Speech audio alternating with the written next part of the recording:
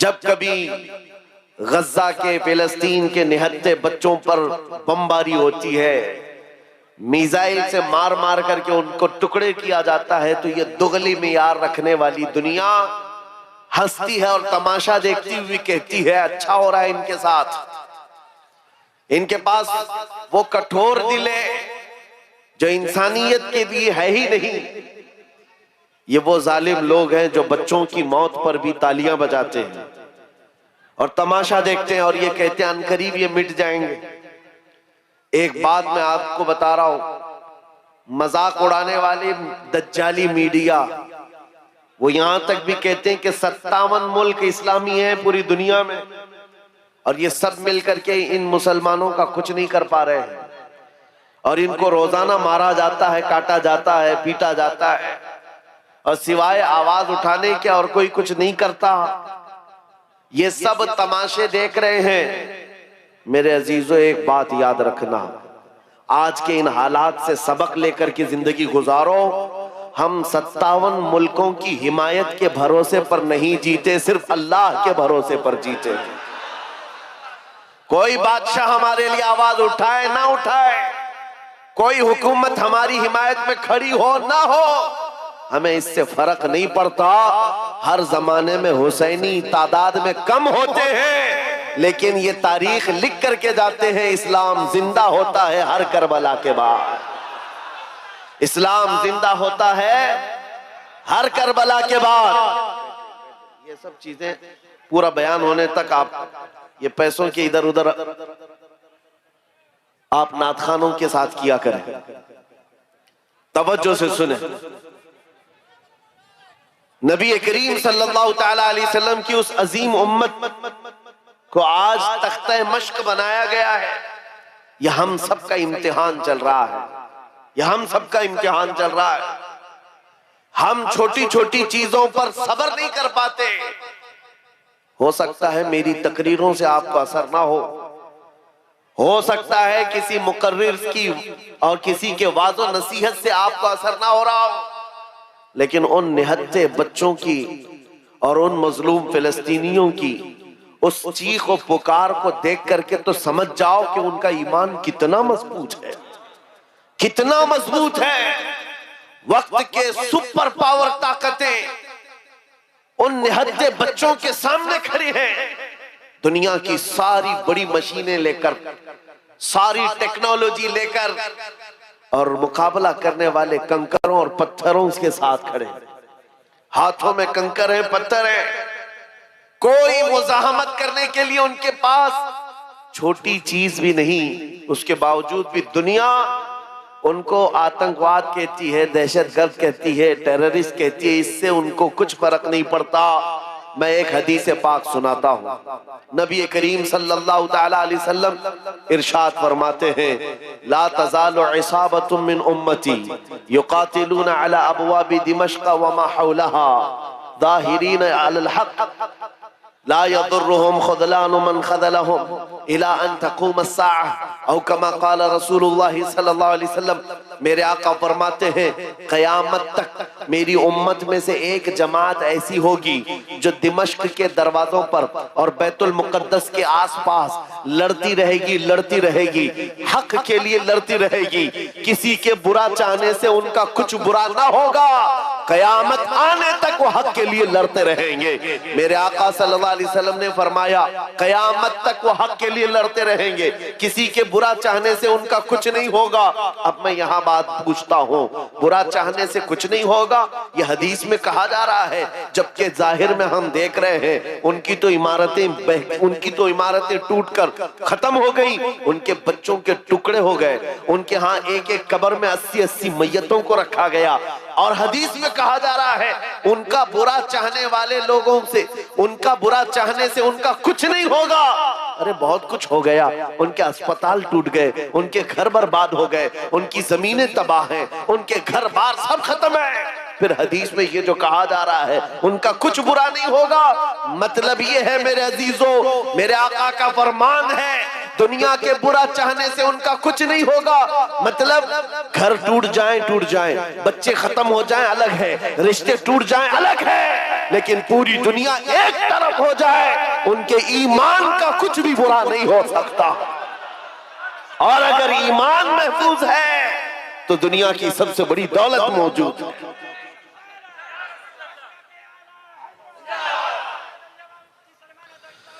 मैं ये चाहता हूं तूफान आएंगे, आंधियां आएंगी, तुम सबक हासिल कर लो। ईमान हो तो ऐसा ईमान हो, ईमान हो तो ऐसा हो। अरे मियां, उनके ऊपर से मिसाइलें गुजर रही हैं और वो सूखी रोटी खाने में मसरूफ है। उनके यहाँ बच्चों में 6 साल की बच्चियों में ये जज्बा माँ बाप ने पिलाया है। छोटी सी लड़कियां मेहंदी के कौन से अपना नाम लिख रही है। किसी न्यूज रिपोर्टर ने पूछा कि जंग के हालात में तुम अपना नाम हथेली पे क्यों लिख रही हो। 5 साल की 6 साल की लड़कियां वो कहती हैं पता नहीं रात को सोएंगे कब कोई मिसाइल गिर जाए, कहीं कब कब बम गिर जाए और हमारे टुकड़े हो जाएं। अगर हाथ मौजूद रहा तो हमारे माँ बाप नाम देखकर हमको पहचान सकते हैं। अल्लाह अकबर। ये जज्बा है शहादत, ये जज्बा है शहादत सिर्फ ईमान वालों के अंदर आता है, सिर्फ ईमान वालों के पास होता है। आज एक लाठी डंडे पर भाग जाने वाली कौम और मुंतशिर हो जाने वाली कौम, इसको तो फिर आजमाया जाएगा। ये छोटे छोटे कीड़े निकलेंगे और डराते रहेंगे गीदड़ भपकियां। इसलिए मेरे अजीजों, हिंदुस्तान के चप्पे चप्पे में मैं घूम करके सिर्फ इतना पैगाम देना चाहता हूँ, नौजवानों बेदार हो जाओ, खड़े हो जाओ। आज के जमाने में तुम्हारा इम्तिहान आ चुका है। कभी तुमको हुस्न दिखाकर, कभी तुमको दौलत दिखाकर, कभी तुमको टेलीविजन के पर्दों पर नाचने वाली गंदी सूरतें दिखाकर तुम्हारे अखलाक, तुम्हारे ईमान को खरीदने के लिए दज्जाली ताकतें मैदान में उतर चुकी हैं। जब इस तरह की दावतें तुम्हारे पास आ जाएं, ठोकर मार देना और उसके बाद फिर दुनिया को ये ऐलान करके कहना मुझे दौलत से कोई सरोकार नहीं, मुझे हुस्न शबाब से कोई सरोकार नहीं, मुझे तुम्हारे दिए हुए सिक्के और टुकड़ों से कोई सरोकार नहीं। अपना सब कुछ गुंबद खजरा कल भी था और आज भी है। मेरे नबी से मेरा रिश्ता कल भी था और ये ईमान हो जाए नौजवानों का। मेरे नबी से मेरा रिश्ता कल भी था और आज भी है। बस ये जज्बा बेदार कर लो। चाहे जैसे भी सैलाब आए, जैसे भी तूफान आए, जैसे भी आंधियां आए, आकर चली जाएंगी, तुम्हारा पत्ता तक नहीं उखाड़ सकेंगी। इसलिए कि ये वो इस्लाम है। 1400 सालों से इस पर कितनी मर्तबा तूफान आए, कितनी मर्तबा ऐसे ऐसे जालिम आकर के इसके पत्ते नोचने की कोशिश करते रहे, लेकिन इस्लाम फल रहा है, फूल रहा है, आज भी है। और आपको मैं बताऊं, वो यूरोप जो इस्लाम की दुश्मनी में सबसे आगे है, लेकिन पूरी दुनिया की आज इनका डेटा निकाले तो पता चलेगा सबसे ज्यादा यूरोप में फैलने वाला कोई दीन है तो वो दीन इस्लाम। तुम जितना ही दबाओगे उतना ही ये उभरेगा। इस्लाम की फितरत में कुदरत ने वो लचक दी है, जितना ही दबाओगे उतना ही वो उभरेगा। मैं नौजवानों से कहना चाहता हूं, तुम अपनी जिंदगी गेम में, इंटरनेट के इन गंदी तस्वीरों में, फेसबुक और इंस्टा में गुजार करके दुनिया से चले जाओगे तो कल कयामत के दिन तुमसे भी सवाल होगा। जब छोटी बच्चियां चीख रही थी, जब उम्मते मोहम्मदिया पर सख्त तरीन वक्त आ चुका था इम्तिहान का, ऐ नौजवान तू अपनी नौजवानी कहां बर्बाद कर रहा था, किन अड्डों पर बैठा था, तू कौन से ताश के पत्ते खेल रहा था, तेरे हाथ में तो नशा था। अगर कयामत के दिन सवाल हुआ, याद रखो मुहद्दिसीन फरमाते हैं सिर्फ अल्लाह का एक सवाल, मैंने तुझे जवानी दी थी कहां खर्चा किया। इसका जवाब देते देते कुछ लोगों को 500 साल लग जाते, कुछ लोगों को 400 साल, कुछ को 500 साल लग जाते। आज अल्लाह ने जवानी दी है। मैं ये नहीं कहता कि सब उतर जाएंगे मैदान में और हम जंग के लिए जाएंगे, हमारे वो हालात नहीं है, लेकिन अल्लाह का फरमान है जब किसी कौम पर कोई आफत नाजिल होती है तो ये इबरत की जगह होती है, इबरत का वक्त होता है। इंसान को चाहिए कि वो अपने अंदर और बाहर को सही कर ले, अपने अंदर और बाहर को सुधार ले। ये रात भर गाने सुन करके सोने की आदत को बदल दे। नमाजों को तर्क करने की आदत खत्म कर डाले, अपनी नींद को सबसे ज्यादा अहमियत देने की आदत खत्म कर डाले। तुम्हें अगर जन्नत की ख्वाहिश है तो ये दुनिया का ऐश छोड़ दो। अगर मुस्तफा करीम सल्लल्लाहु अलैहि वसल्लम के पड़ोसी बनना चाहते हो जन्नत में, तो यहाँ की अय्याशियों को ठोकर मार, तुम्हारे लिए बहुत खूबसूरत जन्नत है जो अल्लाह ताला की तरफ से बनाई हुई है। मैं उन दिनों में आपसे वो आयत करीमा पढ़कर सुना रहा हूं जब हालात ऐसे सख्त हैं, लोग कहते हैं मौलाना अभी भी आप कह रहे हैं कि ये आयत का तर्जुमा सुन। रब फरमाता है वो अल्लाह है जिसने अपने रसूल को दीन हक के साथ भेजा और हिदायत के साथ भेजा, इसलिए भेजा कि ये दीन पूरी दुनिया में गालिब आ जाए, ये दीन पूरी दुनिया में गालिब आ जाए। तवज्जो चाहता हूं, जब हम ये बात करते हैं तो कुछ लोगों को लगता है कि इस जमाने में ये दीन कैसे गालिब आएगा। आपको तो मारा जा रहा है, आपको काटा जा रहा है, हर जगह से तो आपको खत्म किया जा रहा है, ये दीन कब गालिब आएगा। मैं कहता हूं इस तरह की और भी जुल्म आ जाए तब भी मैं कहूंगा कि दीन गालिब आएगा, क्योंकि ये मेरा कौल नहीं, मेरे रब का फरमान, रब का फरमान है। अल्लाह करीम ने फरमाया है तो होकर रहेगा। आसमान नीचे आ सकता है, जमीन ऊपर जा सकती है, लेकिन मेरे मौला का कौल झूठा नहीं हो सकता। कुरान का फरमान गलत और बातिल नहीं हो सकता। दुनिया में ये दीन गालिब आएगा और वो वक्त करीब है। जुल्म जब बढ़ जाता है तो अल्लाह तबारक व तआला की तरफ से जालिमों के लिए अजाब आता है। चंद दिन के बाद देखना जब रब तबारक व तआला की पकड़ होगी इन जालिमों की, तुम इनको अखबार के किसी कोने में भी नहीं पाओगे, इनका नामो निशान खत्म हो जाएगा। हम यहाँ पर तारीख के झरोकों में देखते आए हैं, नबी पाक सल्लल्लाहु ताला अलैहि वसल्लम की अजमत और उनकी शान पर भौंकने वाले कुत्ते चंद दिनों के बाद ऐसे गायब हो जाते हैं, उनका कोई पता ही नहीं होता, उनका निशान भी नहीं होता।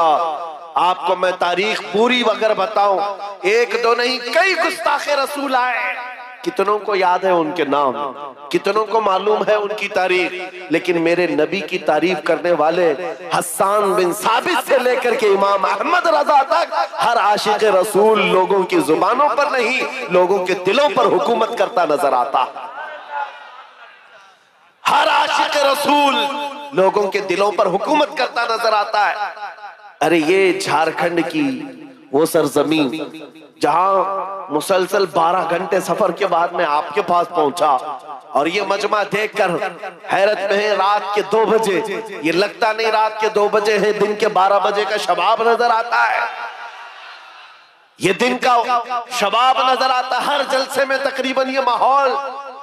मेरे अजीजों, मेरे लिए लोग 2 बजे तक जो इंतजार कर रहे हैं वो इसीलिए नहीं कि कांग्रेस पार्टी का नेता आया हुआ है या बीजेपी का कोई नेता आया हुआ है, ये नेता के लिए बैठी हुई पब्लिक नहीं है, मुस्तफा करीम के एक अदना गुलाम के लिए जिंदा बैठे हैं, नबी पाक सल्लल्लाहु ताला अलैहि वसल्लम के गुलाम के लिए। वरना मेरी अपनी हैसियत क्या है, मेरा इंट्रोडक्शन आपके पास है क्या? मैं जुनूब हिंद से ताल्लुक रखता हूं, आप शुमाल में बैठे हुए हैं, लेकिन दिल ऐसे मिले हुए हैं जैसे एक घर की छत के नीचे बैठे हुए हैं। क्यों? ये बताना चाहता हूं, जब रिश्ता मदीने के ताजदार से जुड़ जाता है, मौला उसका रिश्ता पूरी कायनात से जोड़ देता है, रब ताला उसका रिश्ता हर जगह से जोड़ देता है।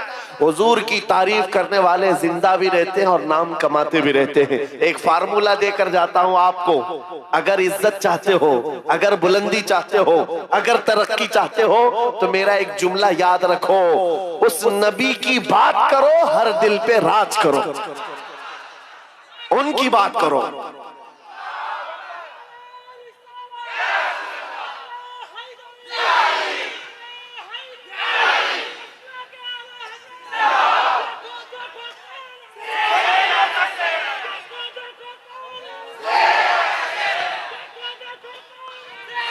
जब तक बिके न थे तो कोई पूछता न था, या रसूल अल्लाह तुमने खरीद कर हमें अनमोल कर दिया।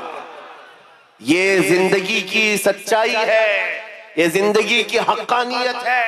आप इसको जितनी जल्दी समझ जाओ अच्छा है। इसीलिए उसकी इसके कदमों में इज्जत मत ढूंढना। हमने देखा है 40-40 साल पार्टी की खिदमत करते रहे, बूढ़े हो गए तो पार्टी ने साइड लगा दिया। साहब आपकी उम्र हो गई, अब जवानों को टाइम दिया जाए।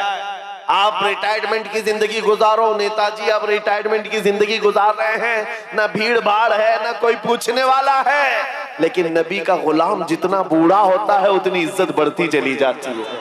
इसके रिटायरमेंट का टाइम नहीं आता। अभी अभी आप हजरत अल्लामा मुफ्ती मुतीउर रहमान साहब किबला को समाअत किए होंगे।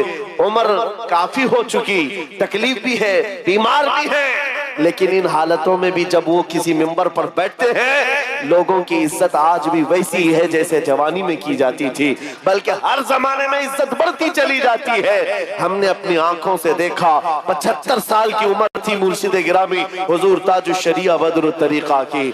उनके चेहरे पाक का जमाल देखने के लिए दीवानों का हुजूम ऐसा टूटता था। अरे गया बॉलीवुड, गया हॉलीवुड, सारी चीजें एक तरफ ठोकर मार लो, मुस्तफा करीम के गुलाम के चेहरे को एक सामने रख दो। इसलिए कि इज्जत नबी पाक के कदमों में है, इज्जत नबी पाक की निस्बत में है। इसलिए मैं कहता हूं जितने कुत्ते भौंकते थे भौंक करके फना हो जाते हैं, हर जमाने में आए, लेकिन उनका नामो निशान मिटा दिया गया है। चंद सालों पहले एक धर्म परिवर्तन करने वाला, अपना नाम बदलने वाला लखनऊ का एक राफजी कुत्ता निकला था। नाम भी बदल लिया, धर्म भी बदल लिया और जाकर के पुजारियों के तलवे छाटता रहा। 6 महीने के बाद लात मार करके उसको वहां से भी भगाया गया। लोगों ने ये सोचा था, मीडिया में कवरेज दिया गया था, अरे एक आदमी इस्लाम छोड़कर निकल गया है, इस्लाम छोड़कर निकल गया है। इन कुत्तों को अगर एक भी ऐसी खबर मिल जाए 24 घंटे उस पर भौंकते रहते हैं। एक भी मुसलमान ऐसा मिल जाए, हम तो उसको मुसलमान समझते ही नहीं। जो कचरा था वो पहले से निकल गया है, उस कचरे की इस्लाम को जरूरत नहीं। लेकिन आज क्या कैफियत है, क्या हालत है? क्या पंडितों ने अपने सर पर बिठा लिया? क्या तुझे पुजारियों ने अपना आका बना लिया? नहीं, अब तो जान के लाले पड़ गए। वीडियो बनाता है और रिक्वेस्ट करता है, मेरी जान को बचा लो, खतरा है। न मुसलमानों का रह गया, न हिंदुओं का रह गया, धोबी का कुत्ता, न घर का, न घाट का। इसीलिए इमाम अहले सुन्नत फाजिल बरेलवी ने 100 साल पहले कहा था, या रसूल अल्लाह, जो तेरे दर से यार फिरते हैं, दर बदर यूं ही खार फिरते हैं।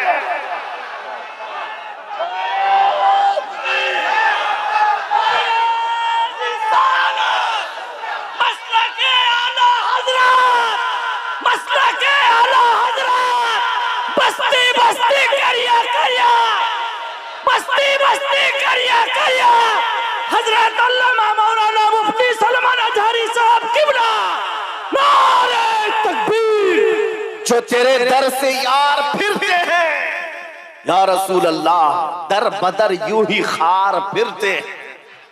उनकी जिल्लत और खारी तो दुनिया में है। ये तो दुनिया में हमने देखा है, अभी ठोकरों पर पड़े हो, किसी गटर और नाली पर मर करके खत्म हो जाओगे।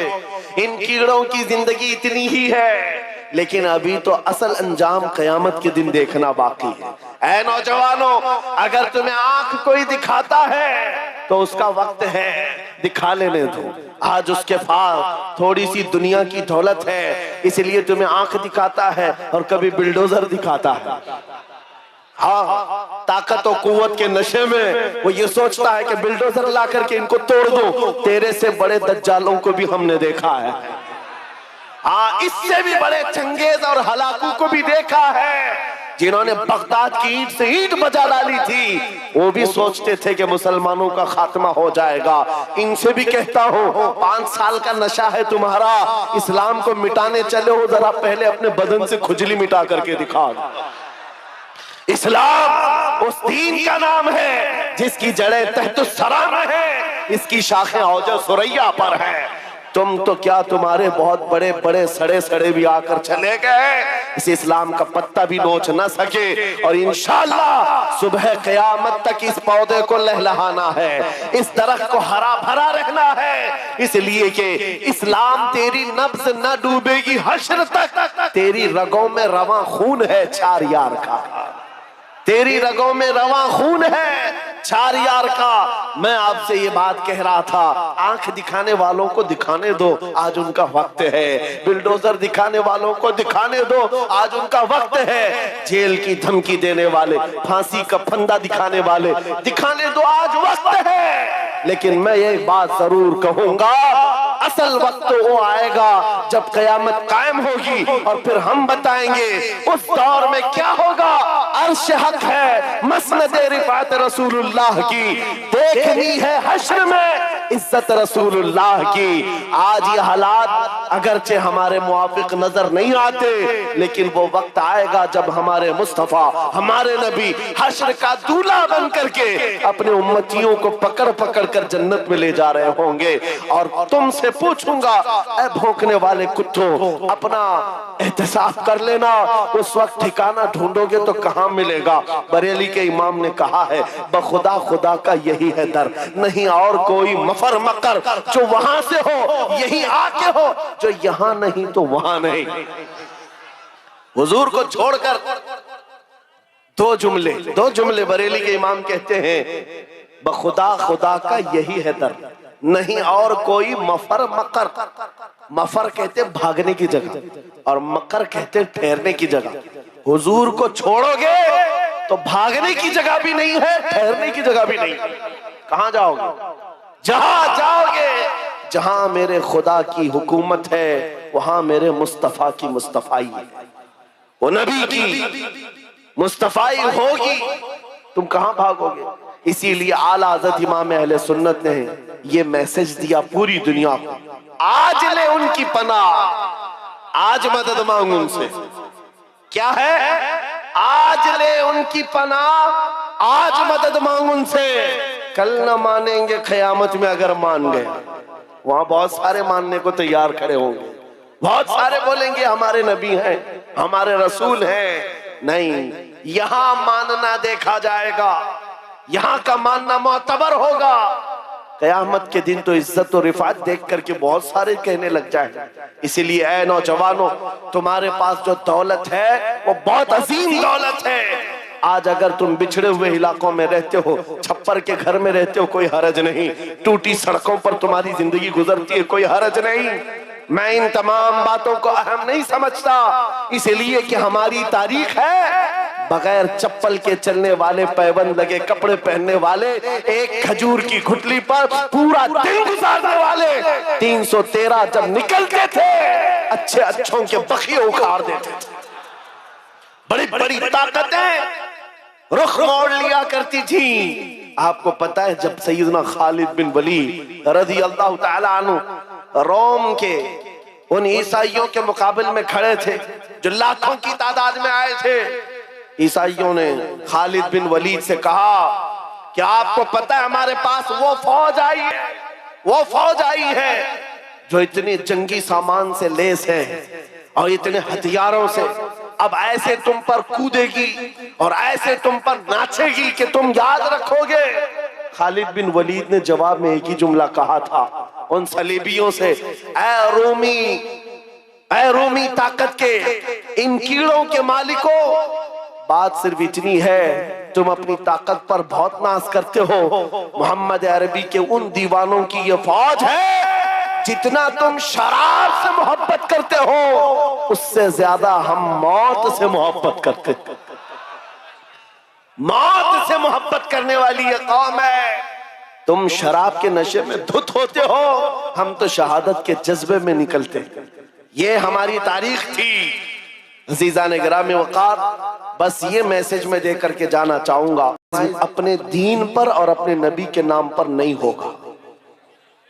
अपने नबी के नाम पर कोई समझौता होगा, जो जान मांगो तो जान दे दे, जो माल मांगो तो माल दे दे, मगर ये हमसे कभी ना होगा नबी का जाहो जलाल दे। ये हमेशा से याद रहे आपको बात। और काफिरों ने मॉब लिंचिंग करके भी देखा है, ये आज के दौर में नहीं है, बहुत जमाने से। हजरत ज़ैद बिन दसना, हजरत खुबैब इब्न अदी, ये वो सहाबा हैं जिनको मक्का वालों ने पकड़ करके फांसी पर चढ़ाया, फांसी देने से पहले उनके नाखूनों को पकड़ से खींचा, उनकी नाक काटी, कान काटे, होंठ काटे, उनकी आंखों में सलाइयां फेर दी। और उसके बाद उस सहाबी से जालिमों ने ये कहा था, खुबैब इब्न अदी से, क्या ये अच्छा होता तुम्हारी जगह मोहम्मद होते और तुम आराम कर रहे होते। उस सहाबी के जिस्म के टुकड़े टुकड़े हो चुके हैं, खून बह रहा है।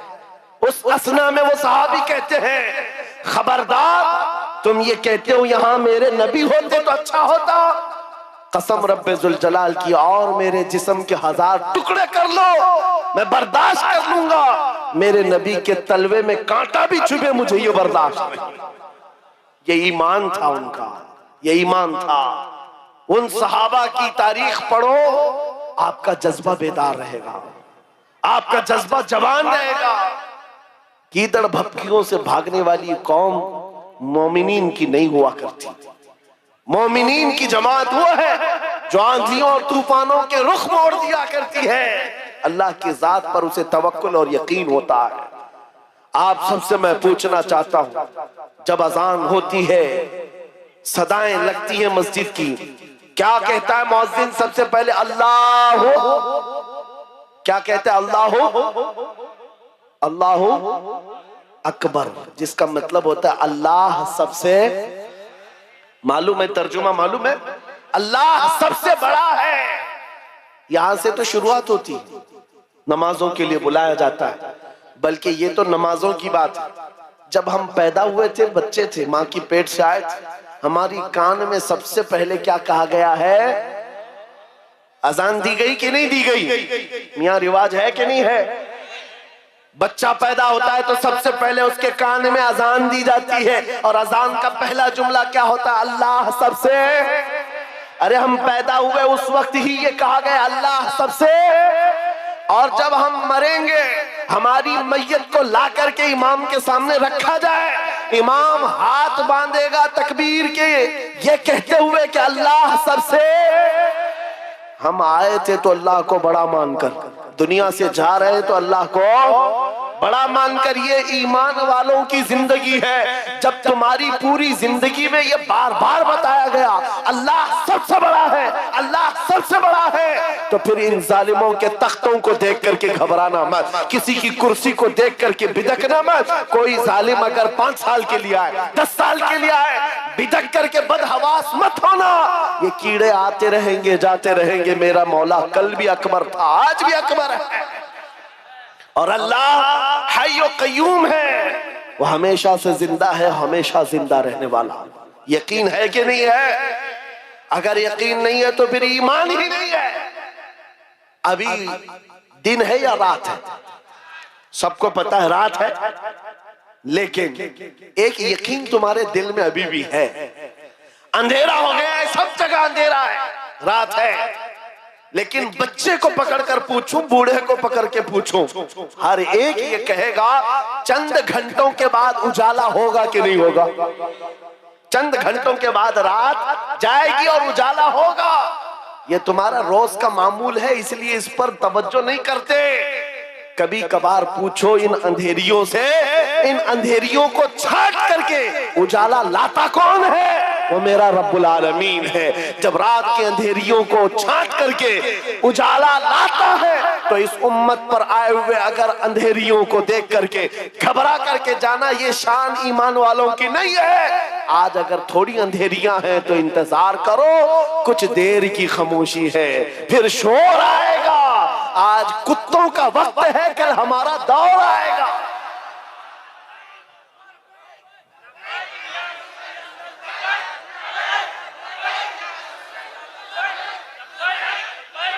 उजाला आएगा, उजाला आएगा, क्योंकि कुरान में मौला का वादा है। और हदीस सुनाओ, नबी पाक फरमाते हैं उस वक्त तक कयामत नहीं आएगी जब तक हर घर से ला इलाहा इल्लल्लाह की आवाज ना आए। पूरी दुनिया की बात मेरे आका ने फरमाया, हर घर से अल्लाह का कलमा पढ़ा जाएगा। अगरचे काफिरों को ये पसंद ना आए बात, लेकिन हम कहते रहेंगे। तुमको अगर पसंद ना आए ना आए, लेकिन मेरे नबी का फरमान है ईमान सबके पास होगा। वो दौर इमाम मेहदी का होगा, इमाम मेहदी आएंगे और दुनिया में एक इनकलाब बर्पा होगा, एक रेवोल्यूशन आएगा। जंग का मैदान भी मुल्क शाम बनेगा, जैसे आज बनता जा रहा है। सारी बड़ी ताकतें वहां उतर रही हैं। अगर ये उन्हीं हालात की तरफ ले जा रहे हैं तो मेरे अजीजों, क़यामत बहुत करीब है, बड़ी निशानियां आने वाली हैं। इमाम मेहदी का ज़हूर बहुत करीब है। जिस वक्त वो तशरीफ लाएंगे, इन अंधेरियों से हम उजालों की तरफ आएंगे। एक इमाम बरहक होगा, उसके पीछे सारी कौम होगी, सारे सिलसिले वहीं पर खत्म हो जाएंगे। सारे मशरब, सारे मसलक, सारे मजहब इमाम मेहदी के हाथ पर मुत्तफिक हो जाएंगे। सबका इत्तेफाक होगा, न कोई इख्तिलाफ, न कोई फिरका, न कोई जमात। एक इमाम आदिल होगा पूरी दुनिया का, वो मेरे नबी ने फरमाया है। और अगर हुजूर ने फरमाया है तो होकर रहेगा, होकर रहेगा। लेकिन बस तमन्ना ये करते हैं मौला ताला हमारी जिंदगियों में वो दिन अता करे, तो ये तो उसकी बड़ी नेमत कामिला है। वरना हमारे मरने के बाद हो या क़यामत से पहले ये दिन तो आएगा इस रुए जमीन पर। काफिरों को ये बात बुरी लगती है तो लगे, लेकिन इस बात को याद रख करके चलो ऐ नौजवानों, जब बारिश ज्यादा होती है तो आदमी की जिम्मेदारी क्या होती है? वो जल्दी से अपने दरवाजे बंद करने लगता है, अपनी हिफाजत की कोशिश करता है। खिड़कियां बंद कर लो, दरवाजे बंद कर लो, पर्दे लगा लो। बाहर कपड़े सूख रहे थे तो उनको उठा लो, कोई चीज सूखने के लिए रखे थे उसको ले लो। बारिश होती है तो आप इंतजामात शुरू कर देते हैं, ना भीग सकूं या मैं गीला ना हो जाऊं, इसके लिए आप रेनकोट पहन लिए, छाता ले लिए। आज फितनों की बारिश शुरू हो चुकी है। इन बारिशों के जमाने में आप जरा बराबर भी हरकत नहीं करते। अपने ईमान की हिफाजत के लिए खड़े हो जाओ, बेदार हो जाओ। जब जब मस्जिद से आवाज आए अपने बिस्तरों को छोड़ो और दौड़ पड़ो। जिस दिन तुम्हारी मस्जिद की सफें भरने लग जाए, काफिरों के दिल पर हैबत तारी हो जाएगी, दुश्मनों के दिलों पर हैबत तारी होगी। तुम फजर में सोते रहते हो और तुम्हारा दिन शुरू होता है 12 बजे के बाद, और रात जागते रहते हैं। यह हमारी जिंदगियां नहीं थी। हम फजर की नमाज से अपना दिन शुरू करते, इशा पर खत्म कर दिया करते। यह अल्लाह का बनाया हुआ निजाम। जब इस निजाम से हम हट करके दूसरे रास्ते पर चलेंगे, मियां होता यह है, शेर जब अपनी हैसियत भूल जाता है तो कुत्ते भी उस पर भौंकने लग जाते हैं। शेर अगर अपनी शेरगी पर कायम न रहे, छोटे छोटे जानवर भी उस पर हुकूमत करने लग जाते हैं। इसीलिए आप खैर उम्मत है, नबी की उम्मत है। आपको इसके उसके पीछे भागने के लिए नहीं बनाया गया। तुम टिकटॉक पर मुजरे करने के लिए नहीं बनाए गए हो। तुम बॉलीवुड और हॉलीवुड के एक्टर और एक्ट्रेस के फैन बनने के लिए नहीं बनाए गए हो। तुमको अल्लाह ने पैदा किया है अपने नबी के पीछे चलने के लिए। तुम अपने नबी को देखो और आगे बढ़ो, फिर देखो इनकलाब कैसा आएगा। आज इन बातों के साथ मैं अपनी जुमलों को समेटता हूँ, तवज्जो चाहता हूँ। जो कुछ भी बुराइयां आई हैं, मा असाबकुम मिन मुसीबतिन फबिमा कसबत ऐदीकुम, रब ताला फरमाता है जो मुसीबतें तुम्हें पहुंचती हैं ये तुम्हारे हाथों की कमाई है, ये तुम्हारे हाथों की कमाई है। अपने मुआशरे से नशा को निकालो, अपने मुआशरे से सूद को निकालो, इन बेहयाइयों को खत्म करो, अपनी बच्चियों के पर्दों की पाबंदी करो। आप एक नारा लगाते हैं इस्लाम, अगर मैं नारा लगाऊं तो आप जवाब में क्या कहेंगे? इस्लाम जिंदाबाद। इस्लाम से प्यार है, इस्लाम जिंदाबाद जब नारा लगाते हो, फिर अपनी बीवी पर, अपनी बेटी पर इस्लाम जिंदाबाद क्यों नहीं देखना चाहते? उन पर इस्लाम क्यों नहीं देखना चाहते? अरे बाप तो अपने बेटे पर इस्लाम नहीं देख पा रहा है, चेहरा किसी और का है, कपड़े किसी और के हैं, तुम सड़क पर उतर करके इस्लाम जिंदाबाद कह रहे हो। अपने घर में से नारा लगाओ इस्लाम जिंदाबाद। मेरे घर में गाने की आवाज नहीं आएगी, मेरे घर में बच्चों की तरबियत होगी तो इस बात पर होगी मैं सो जाऊं या मुस्तफा कहते कहते, खुले आंख सल्ले अला कहते कहते, ये तरबियत का अंदाज हो जाए। बच्चियों को ये सबक दे दो कि तुम ये सीरियल देखने वाली लड़कियां नहीं हो, या सीरियल पर आने वाली तमाशा करने वाली वो औरतें नहीं हो जिनकी बेपर्दगी को देख करके कुत्ते अपने राल टपकाते हुए हवस का निशाना बनाते हैं। ऐ मेरी बच्चियों, तुम फातिमा जहरा की कनीज हो, तुम सैयदा कायनात की कनीजा हो, जिसके आंचल को न देखा महरो माह ने, उस रिदाए इफ्फत पे लाखों सलाम। चांद और सूरज ने जिसके आंचल को नहीं देखा, तुम उसकी कनीजा हो, तुम अपने पर्दे की पाबंदी करो। बात सिर्फ इतनी है, अगर हमारे घरों से दीन शुरू हो जाए, हमारे घरों से इस्लाम शुरू हो जाए, तो फिर दुश्मनों से हमें किसी बात का डर नहीं, किसी बात का खौफ नहीं। जितना भौंकते भौंकने दो। अगर तुमने मजबूती के साथ इस मिशन को जिंदा किया, मेरा बच्चा कुरान पढ़ करके आगे निकलेगा, मेरा बच्चा मेरे नबी की मोहब्बत में आगे बढ़ेगा, मेरे घर से आवाज आएगी नाते मुस्तफा की, मेरी बच्चियां फातिमा जहरा की कनीजा कहलाएंगी।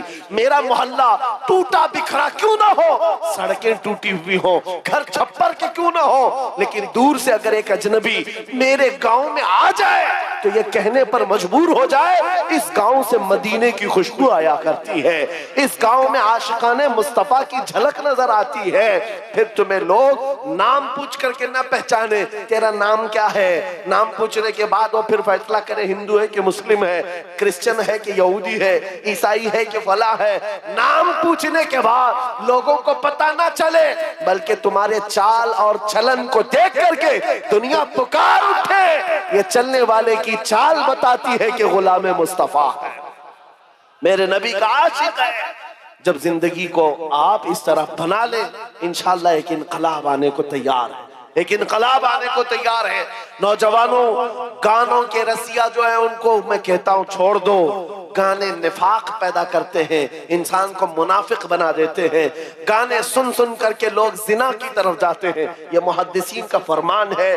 इसलिए छोड़ो इन तमाम चीजों को और रोजाना कुरान सुनने की आदत डालो, कुरान सुनने की आदत डालो। सबके पास मोबाइल है, तकरीबन सबके पास मोबाइल है, कुरान उसमें डाउनलोड कर लो। किसी कारी कुरान सोने से पहले एक मर्तबा सूरे मुल्क सुन करके सो जाओ, खाली कुरान की एक सूरे सुन करके सो जाओ। मेरे अजीजों, हदीस में है जब मरोगे कब्र में ये सूरे एक रोशनी बनकर आए और आकर क्या कहती है, आला हजरत ने लिखा है, सूरे मुल्क पढ़ने वाला या सुनने वाला जो अपनी जिंदगी कब्र में जाता है, सब लोग दफन करके उसकी तख्तियां बंद करके चले जाते हैं, ये सूरे मुल्क जाती है अपने रब के पास, कहती है मौला मैं तेरे कलाम का हिस्सा हूं या नहीं।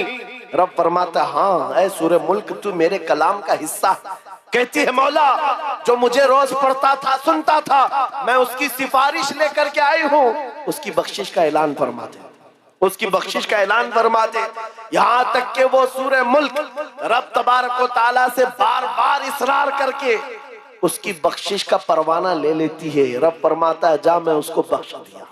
फिर सूरे मुल्क आला हज़रत ने लिखा है जन्नत में जाती है, तकिए लेती है, बिस्तरे लेती है और वापस कब्र में आती है, पढ़ने वाले से कहती है मैंने तेरे लिए ये तकिए जन्नत के लाए और ये बिस्तरा जन्नत का है, ये हवाएं खुशबुएं जन्नत की हैं। ऐ मेरे पढ़ने वाले, मेरे आने में कहीं ताखीर तो नहीं हो गई, देरी तो नहीं हो गई। वो कब्र में हमारे साथ रहने वाली सूरे मुल्क बरसों हो गए न लोग सुनते हैं न पढ़ते हैं।